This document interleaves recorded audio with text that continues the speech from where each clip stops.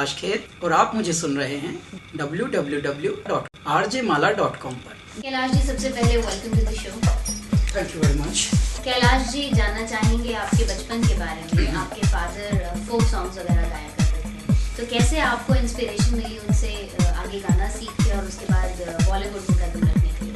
मेरे पिताजी ज्योतिषाचार्य थे और पंडित जी थे, कथा हवन करते थे, यजमान थे उनके, और उस तरह से ही जीविकोपार्जन होता था दिल्ली में, मयूर विहार में जी। तो उस वक्त क्योंकि ये शहर और ये शहर का सबब नए नए सब बन रहे थे, और मैं 6 वर्ष का था जब पिताजी यहाँ पर शिफ्ट हुए थे।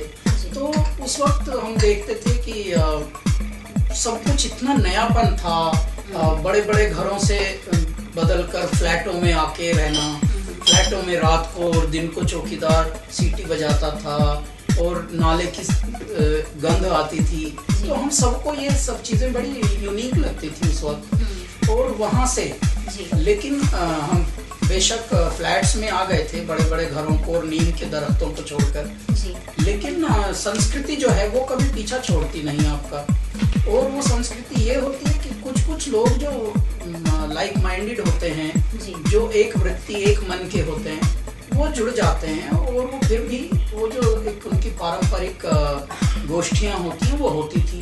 तो कभी कभी बहुत लोग ट्रैवल करके और यहीं पर एक छोटा सा कम्युनिटी सेंटर जैसे में या अपने ब्लॉक के नीचे, अपने जो पॉकेट सीट के नीचे ही कभी कभी पूरा सत्संग होता था और मैं देखता था, और उसमें वो कबीर को गाते थे।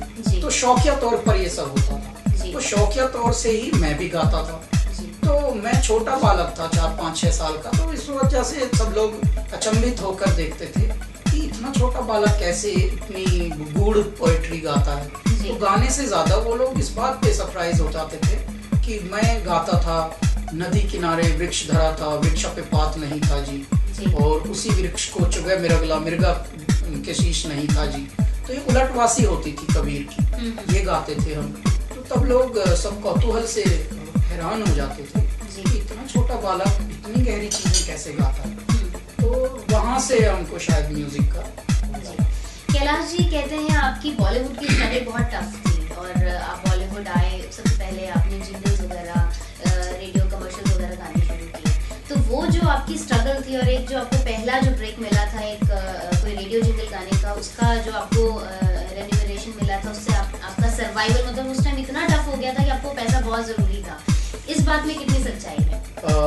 जब भी हम सिनेमा जगत में पहुंचे मुंबई, तब तो मैं पहले से 30 साल का हो चुका था। तो असली संघर्ष तो जीवन का इससे पहले हमने दिल्ली में ही देखा था। और दिल्ली असली आपको बनाता है। और ये शहर ऐसा है कि यहाँ की उतार चढ़ाव, यहाँ की ups and downs and lows and highs आपको बहुत कुछ सिखाता है।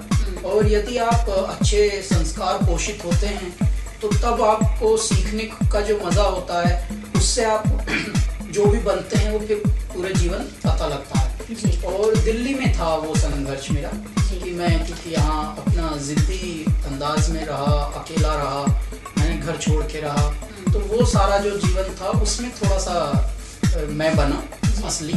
और वो बनना वो होता है कि जो चमक अब दिख रही है आपको, जो भी आभूषण चमकता हुआ दिखता है, वो ये किसी को पता नहीं होता कि वो ऐसी डिग्री में पिघला होता है जिससे वो पानी बन जाता है, इतनी आग में तपा होता है, तभी वो किसी सांचे में ढलता है।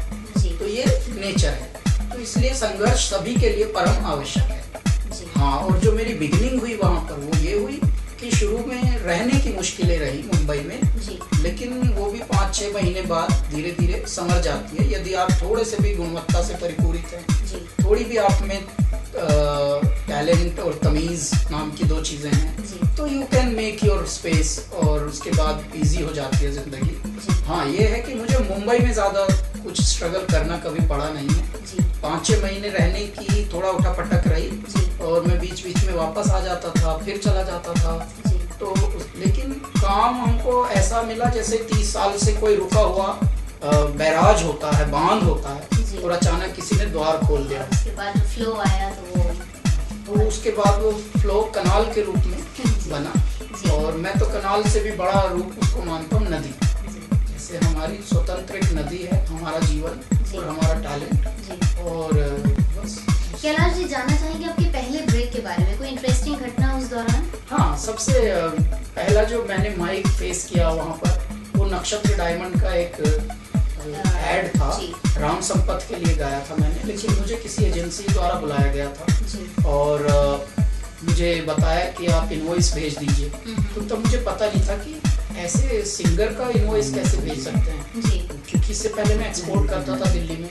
तब मुझे लगा कि हम तो एक्सपोर्ट करते हुए अपने सामान का और माल का इनवॉइस बनाते थे बिल, लेकिन सिंगिंग का भी बिल बोल रहे हैं, बिल भेज दीजिए। तो बिल तो मैंने भेजा, लेकिन आज तक पेमेंट नहीं हुई उसकी पेमेंट नहीं हुई आज तक। अच्छा, हमने सुना है कि आपको वो जो पेमेंट हुई थी वो आपकी लाइफ का एक इतना इम्पोर्टेंट पैसा था कि आपको बहुत जरूरत थी उस टाइम पे। वो बॉम्बे डाइंग का जिंगल था, वो मेरा तकरीबन 20वां जिंगल था। ऐसा होता क्या है कि जब आप किसी फील्ड में घुसते हैं तो अचानक वर्ड ऑफ माउथ जाके उसकी वजह से आप एक ही महीने में मैंने कई जिंगल करने शुरू कर दिए थे। 2-3 महीने बाद ही मुझे एक मेजर एड मिला था बॉम्बे डाइंग का, जिससे मुझे 20,000 की पेमेंट मिली थी। और उससे मैंने पहला अपना पीजी वाला घर छोड़कर इंडिपेंडेंट घर लिया था, 1 BHK जिसका नाम था, 1 बेडरूम हॉल किचन ऐसे बोलते हैं वहाँ पर। कैलाश जी, छोटा सा रैपिड फायर राउंड खेलेंगे आपके साथ। बहुत छोटे सवाल। अभी तक भी वैसे रैपिड फायर है थी। ले लीजिए फिर से। जी, your latest favourite Bollywood actor?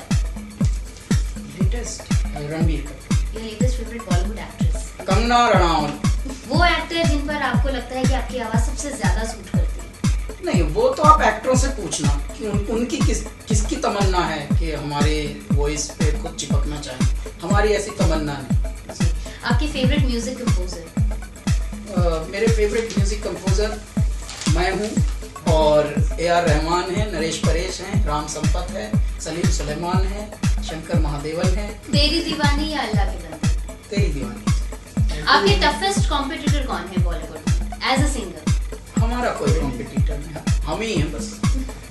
Bollywood की वो बात जो आपको बहुत पसंद है और वो बात जो बहुत खराब लगती है? हमको हर बात एक्चुअली फिल्म जगत की प्यारी लगती है, क्योंकि वहाँ लाउड वर्ल्ड होता है, चमकदार वर्ल्ड है, लेकिन उस चमकदार वर्ल्ड में भी सब अपनी अपनी जिम्मेदारी समझते हैं। कला के माध्यम से दार्शनिकता और पोषकता संस्कारों की ये परोसा जाता है और पूरा दर्शन, पूरी जो है स्पिरिचुअलिटी कला के माध्यम से फिल्म जगत में बताई जाती है। मनोरंजन का तरीका कुछ भी हो सकता है, लेकिन मैसेज बड़े होते हैं। जी, अच्छा, अभी जिस तरीके से आपका जो जॉनर है जिस पर आप गाते हैं, कुछ फोक मिक्स किया, कुछ मतलब एक ऐसा म्यूजिक जो फ्यूजन से रिलेट करता है, तो आपको क्या लगता है अगर हम इंडियन क्लासिकल म्यूजिक की बात करें तो बॉलीवुड ने इस म्यूजिक को कितना प्रमोट किया है, इंडियन क्लासिकल म्यूजिक? देखिए, ये जो आप वुड शब्द बोल रहे हैं, ये तो मुझे नहीं पता कहाँ किसने बनाया है। हाँ, फिल्म जगत में जी। जो निर्गुण काव्य धारा है, जिसको हम प्रसिद्ध शब्द से जानते हैं, सूफी शब्द से, जब से हम आए हैं हमारे म्यूजिक का बहुत ज़्यादा हो रहा है स्वीकृति। तो जब मैं फौजी ITBP के लिए गाने गया था ओली जोशीमठ में, आप हैरान हो जाएंगे, वो लोग उस ठंड में, यहाँ तक कि हमने बर्फ वाले जूते पहन रखे थे, उनके साथ बर्फ गिर रही थी, वो बोलते हैं ये गाना हम गाते हैं साहब क्योंकि इस गाने में वो है कि इश्क जुनू जब हद से बढ़ जाए तो हंसते हंसते आशिक सूली चढ़ जाए। अब ये हंसते हंसते सूली नहीं चढ़ना तो है क्या? -15 में वो लोग डटे हुए थे, हमको भी उतना ही हंसा रहे थे। जी। कैलाश तो ये जी, पूरा जुनून जो है जी, इश्क का वो रूप है कि अपने अपने फील्ड में कुछ लोग होते हैं खपती, जैसे अपने बिहार के दशरथ का एक ऐतिहासिक वर्णन हमने सुना था, जिन्होंने जिद में पहाड़ तोड़कर सड़क बनाई थी। तो इश्क जुनून जब हद से बढ़ जाए, हंसते हंसते आशिक सूली चढ़ जाए। कैलाश जी, आपके आने वाले प्रोजेक्ट्स के बारे में? आने वाली फिल्में हमारी हैं, 3 फिल्मों में हम संगीत दे रहे हैं एज ए संगीत निर्देशक जी। और उनमें बहुत सारे गायक भी हमारे लिए गा रहे हैं, लिख हम खुद ही रहे हैं और दूसरे लिरिक राइटर भी हैं, शायद डॉक्टर चंद्र प्रकाश द्विवेदी वाली फिल्म में। तो एक तो हमारा ही लिखा हुआ गाना उनको बहुत पसंद आया है, जो एक दरगाह पे गाया जाएगा जी। और वो शायद हम पर फिल्माएंगे भी।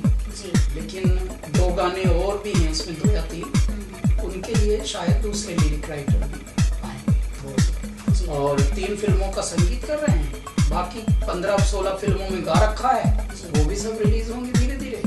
और हम एक एल्बम भी कर रहे हैं जो कि हम संगत के साथ कर रहे हैं, इस बार कोलैबोरेट कर रहे हैं अपने पद्मश्री प्रहलाद सिंह टिपाणिया, ये लोक गायक हैं, कबीर को गाते हैं ये, और बहुत ही गजब एल्बम की तैयारी हो रही है। शायद इसी वर्ष वो एल्बम भी हम रिलीज कर देंगे, करना था पिछले वर्ष, लेकिन समय बस समझ लीजिए तो टाइम हालत मतलब क्या हो रखी है बता ही नहीं सकते। 5-5 दिन हो जाते हैं वाइफ से ही मिले हो। सीरियसली ये टाइम का चक्कर। कैलाश जी, एक छोटा सा खालिस्तान भरो राउंड है हमारा, एक इनकम्प्लीट लाइन में बोलूंगी, उसको आपको कंप्लीट करना। मेरी लाइफ का वो सॉन्ग जो मुझे लगता है सबसे अच्छा था वो है तेरी दीवानी सैया, कोई भी एक बोल दीजिए। मेरा वो सॉन्ग जो मुझे लगता है कि मैं और बेटर गा सकता था वो है ऐसा कोई गाना नहीं। मेरी सिंगिंग में वो खास बात जो मुझे दूसरों से अलग करती है वो है नहीं, हम सिंगिंग को एक्चुअली मैं फालतू का मनोरंजन का माध्यम नहीं बुक बना के गाता हूँ जी। एक बहुत ही इंटेंस एक्सप्रेशन है इमोशंस का। और मैं सीमेंट जैसे ऐड को भी मैंने ऐसे गाया है जैसे फूलों का कोई गजरा बेचने वाला काम हो रहा हो। बिनानी सीमेंट का ऐड सुनना, जी जी सुना है। हाँ, बावली हो जाएंगी, क्योंकि उसके लिए अमित जी इतने खुश हुए थे कि उन्होंने ये सजेस्ट किया था उनको कि इसी को ले लो साथ में। जी, वो पुराना गाना जो मुझे ऐसा लगता है कि मैं अगर गाऊं तो मैं बहुत अच्छे से उसे निभा पाऊंगा। मैं इस तरह के लालच में जीता नहीं हूँ, मेरे डिजायर्स नहीं। आप हैरान हो जाएंगी कि जब मैंने प्रवेश भी किया था संगीत और फिल्म जगत में, तब भी मेरी ये लालच नहीं थी कि मुझे भगवान जी फेमस कर दो, मैं स्टार बन जाऊं, मैं पागल कर दूं, मेरे गाड़ियां हों। मेरी लालच एक ही थी, बाबा मुझे गाना है गहरा, बस बाकी का पैकेज तो खुद समझ ले। नॉर्मल लाइफ जीना चाहता हूँ और गाना गहरा चाहता हूँ। बिलल्लो में अपनी गिनती नहीं मत करवा देना बस में। कैलाश जी, इस समय बहुत सारे लिसनर्स और आपके फैंस सुन रहे हैं, क्या मैसेज आप उनको देना चाहेंगे नव वर्ष पर? बस नव वर्ष पर हम यही मैसेज देना चाहेंगे कि बहुत सारा म्यूजिक आ रहा है, धीरे धीरे इतना कुछ हो रहा है, फिर भी लोगों के अंदर बहुत ही अवेयरनेस की कमी है। तो कृपया जब भी आप जिन पलों में जिए 100% जिए, ताकि जो उजाले का पूरा प्रभाव आपके ऊपर हो। कैलाश जी, आपने हमें इतना टाइम दिया उसके लिए नमस्ते जी।